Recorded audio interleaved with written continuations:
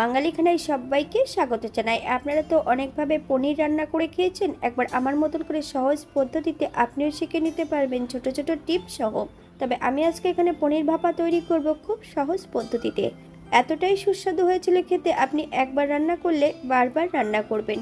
তবে আজকে আমি এখানে কিভাবে পনির ভাপা রান্না করলাম চলুন সেটা একবার দেখে নিয়ে যাক ভিডিওর মাধ্যমে।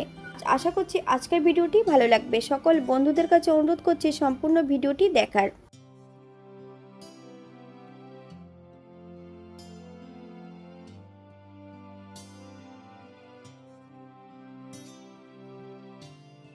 এখানে আমি আগের থেকে বেশ কিছুটা পনির নিয়ে নিয়েছি।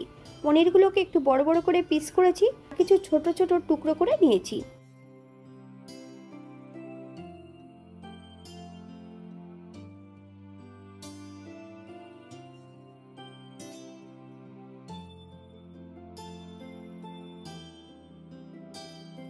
এই পর্যায়ে অ্যাড করব হাফ চামচ লবণ আর 1 চামচ কাঁচা সর্ষের তেল।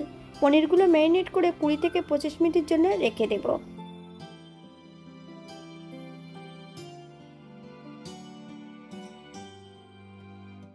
অপর দিক থেকে একটা মশলা তৈরি করে নেব। বেশ কিছুটা কাঠবাদাম, 1 চামচ সর্ষে, হাফ চামচ সাদা জিরে, 2 চামচ পোস্ত, বেশ কিছুটা কাঁচা লঙ্কা বেশ মিহি করে বেটে নিতে হবে।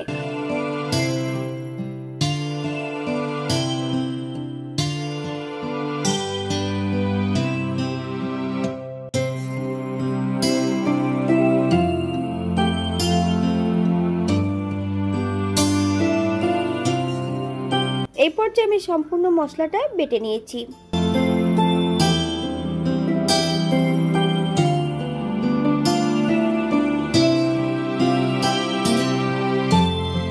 এই পর্যায়ে অ্যাড করব হাফ চামচ হলুদ গুঁড়ো।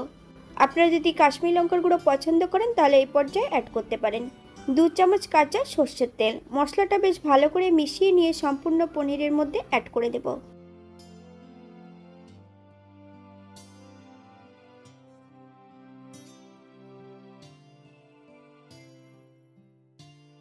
একই পাত্রে আমি বেশ কিছুটা টক দই অ্যাড করব।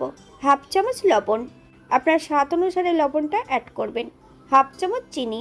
দইটা বেশ ভালো করে ফেটিয়ে নিতে হবে।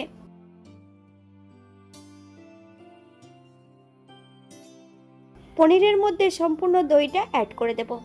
মশলাটা মাখিয়ে নেব বেশ ভালো করে পনিরের গায়ে।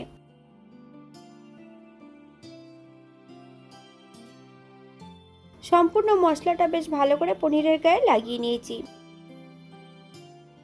এই পর্যায়ে একটা এয়ারটাইট টিফিন বক্স নিয়ে নিতে হবে। সম্পূর্ণ পনিরগুলো টিফিন বক্সের মধ্যে অ্যাড করে দেব।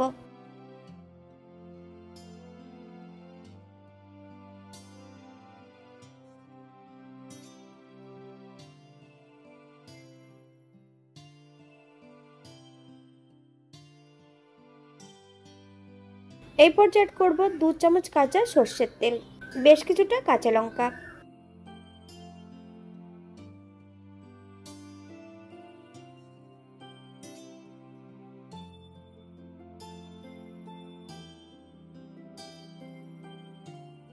আগের থেকে আমি একটা পাত্রে বেশ কিছুটা জল গরম বসিয়েছিলাম। এই পর্যায়ে টিফিন বক্সটা জলের মধ্যে অ্যাড করে দেব। 15 থেকে 20 মিনিট রান্না করে নিলেই কিন্তু হবে।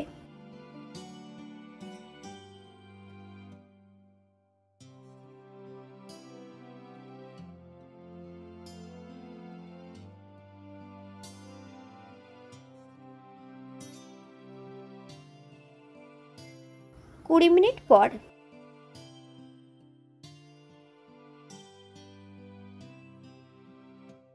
এটা দেখতে যেমন ভারী সুন্দর হচ্ছে, এটা গরম ভাতে খেতে কিন্তু অসম্ভব ভালো। আপনারা বাড়িতে একবার একই পদ্ধতিতে বানিয়ে নেবেন। আপনারা যদি পেঁয়াজ রসুন বা অন্য অন্য মশলা যদি পছন্দ করেন তাহলে অ্যাড করতে পারেন।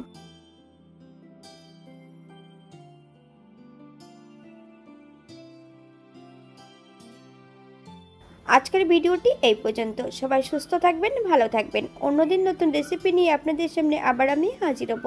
নতুন ও পুরনো সকল বন্ধুদের অসংখ্য ধন্যবাদ ভিডিওটি দেখার জন্য। হাতে যদি সময় থাকে তাহলে একটা লাইক, কমেন্ট, শেয়ার করবেন।